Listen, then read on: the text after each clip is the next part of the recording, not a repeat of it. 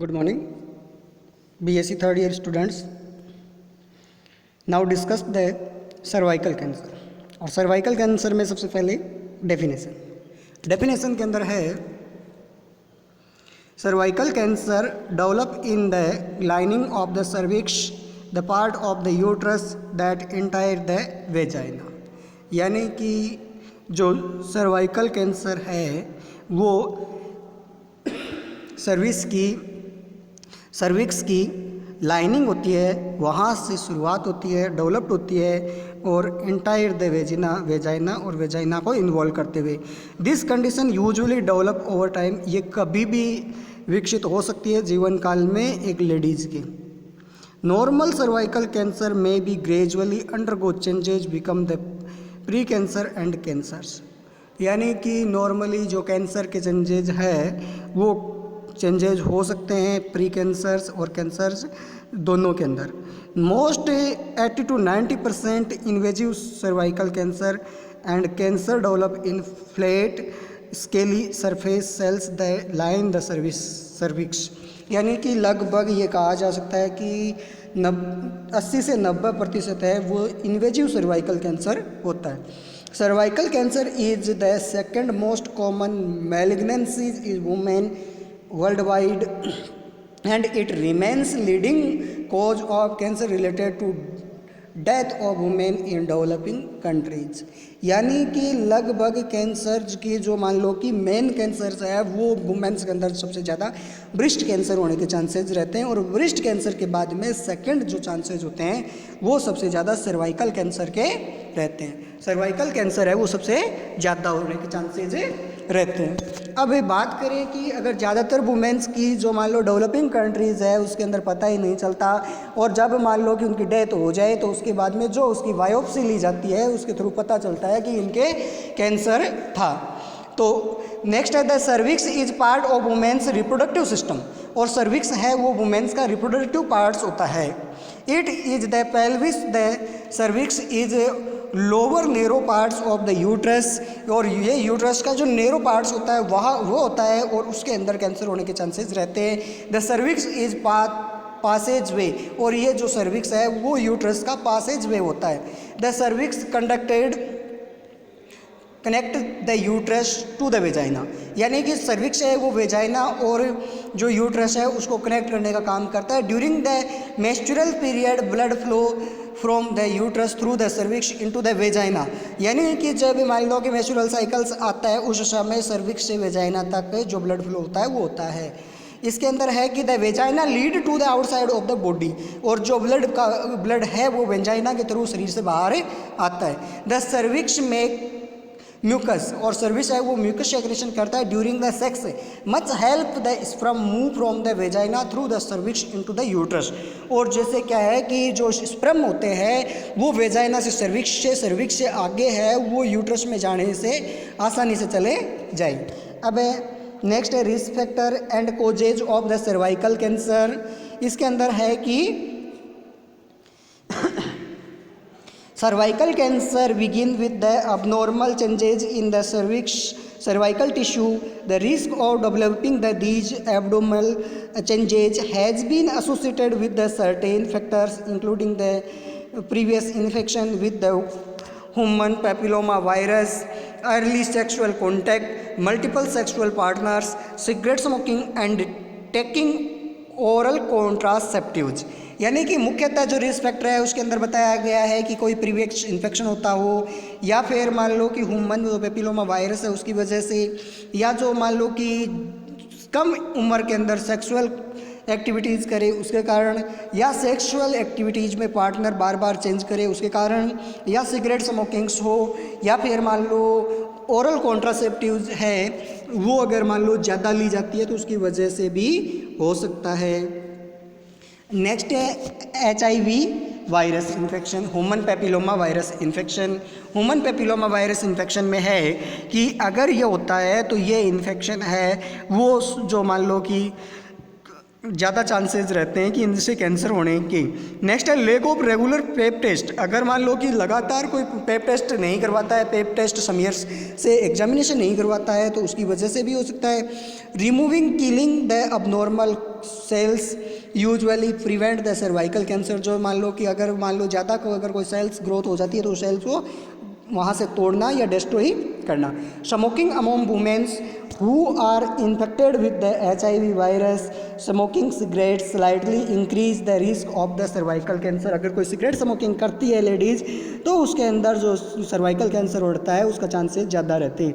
The chemical in cigarette smoking interact with the cells of the cervix causing the pre cancer changes may be over times progress to cancer, और वो cancer को progress कर सकते हैं। या weekend immune system, अगर किसी का इम्यून सिस्टम कमज़ोर हो जाए तो उसकी वजह से भी हो सकता है।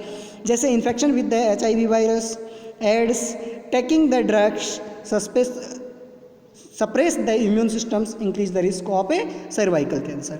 अगर मान लो कोई ऐसी ड्रग्स लेता हो जिसके कारण मान लो इम्यून सिस्टम है वो सिस्टम्स है वो डिप्रेस होता हो, तो उसकी वजह से भी मान लो कि रिस्क रहते हैं कि उसके सर्वाइकल कैंसर हो सकता है। या फिर मान लो कि किसी के HIV इन्फेक्शन है तो उसकी वजह से इम्यून सिस्टम कमज़ोर हो जाता है, तो उसमें भी जो मान लो कि सर्वाइकल कैंसर है होने के चांसेस रहते हैं। या फिर बात करें सेक्सुअल हिस्ट्री के अंदर है कि women have had many sexual partners have a higher risk for developing cervical cancer. यानी कि वो वुमेन जो ज़्यादातर मान लो कि जो सेक्स पार्टनर्स है वो लगातार चेंज करती रहती हो, अल्टरनेट जो सेक्स पार्टनर्स है वो यूज करती हो, तो उसकी वजह से भी जो सर्वाइकल कैंसर है उसके चांसेस बढ़े जाते हैं। नेक्स्ट है always women's who has sex with the man has a had many sexual partners we high risk of developing cervical cancer using the birth control pills और लॉन्ग टाइम्स।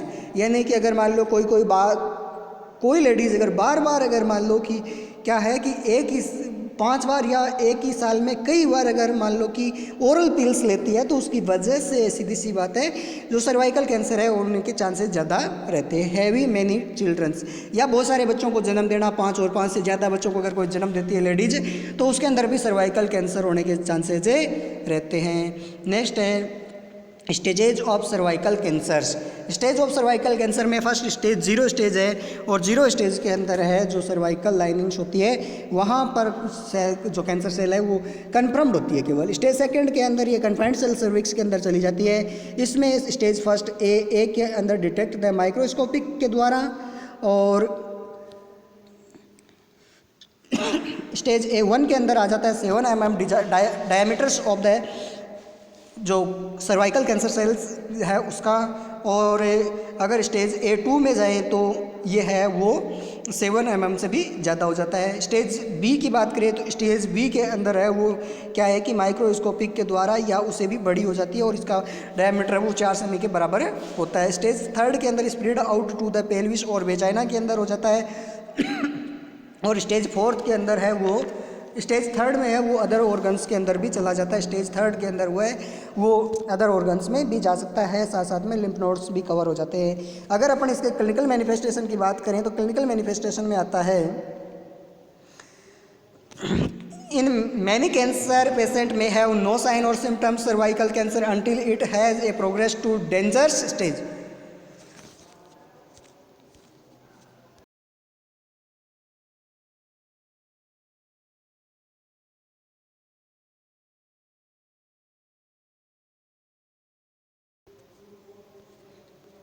हाँ, clinical manifestation की बात करें तो clinical manifestation में है as in many cancer patient में have no sign और सिम्टम्स, कोई साइन सिम्टम नहीं होते until the has progress to dangerous stage, जब तक ये डेंजरस स्टेज में नहीं चली जाए। When the cancer grow large women notice 1 और more symptoms in cervical cancer. तो इसके अंदर है कि cervical cancer does not usually cause pain, advance stage के अंदर पेन होता है। Most common symptoms is abnormal vaginal bleeding that occur between the regular menstrual periods, bleeding after a sexual intercourse or menstrual period that last longer and high ever before, bleeding after going through a menopause के जाने के बाद में भी bleeding होती रहती है। या फिर थिन जो वाटरी वेजाइनल डिस्चार्ज होता है वो हो जाता है। पेल्विस एंड बैक पेन होने लग जाता है, लो बैक पेन्स होने लग जाता है, पेनफुल सेक्सुअल इंटरकोर्स होता है, पेनफुल यूरिनेशन होता है, ईडिमा और लोअर एक्सट्रीमिटीज़ के अंदर पेन होने लग जाता है, वेट लॉस होता है, एनीमिया हो सकता है। डिटेक्शन एंड डायग्नोसिस, फर्स्ट है पेल्विक एग्जामिनेशन, सेकंड है पेप स्मीयर, थर्ड है कोलोस्कोपी, फोर्थ है बायोप्सी और फिफ्थ है ब्लड टेस्ट। अगर पेल्विक एग्जामिनेशन के अंदर है कि पेल्विक का एग्जामिनेशन करेंगे, उसमें किसी तरह की कोई अबनॉर्मलिटीज आती है या वेजाइनल मान लो ब्लीडिंग ज़्यादा हो रही हो या मान लो कि अगर वहाँ से सैंपल लेना पड़े तो वो लेंगे। मैनेजमेंट की बात करते हैं इसको, इसके मैनेजमेंट के अंदर क्या क्या किया जाता है। तो management option for treating the cervical cancer depend cheaply on the stage of disease, यानी कौन सी स्टेज के अंदर डिजीज़ है उसके आधार पर उसका मैनेजमेंट किया जाएगा। The size of cancer, the depth of lesions and whether a cancer has spread to other parts of the body के दूसरे पार्ट्स में भी चली गई है तो उसके हिसाब से करेंगे।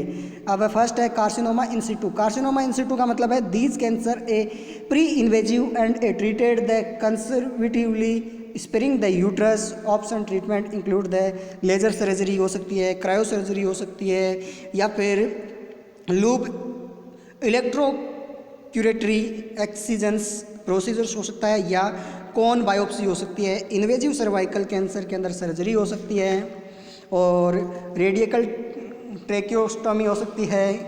टोटल हिस्टीरियोक्टोमी है, इसके अंदर सर्विक्स और यूट्रस दोनों को निकाल दिया जाता है।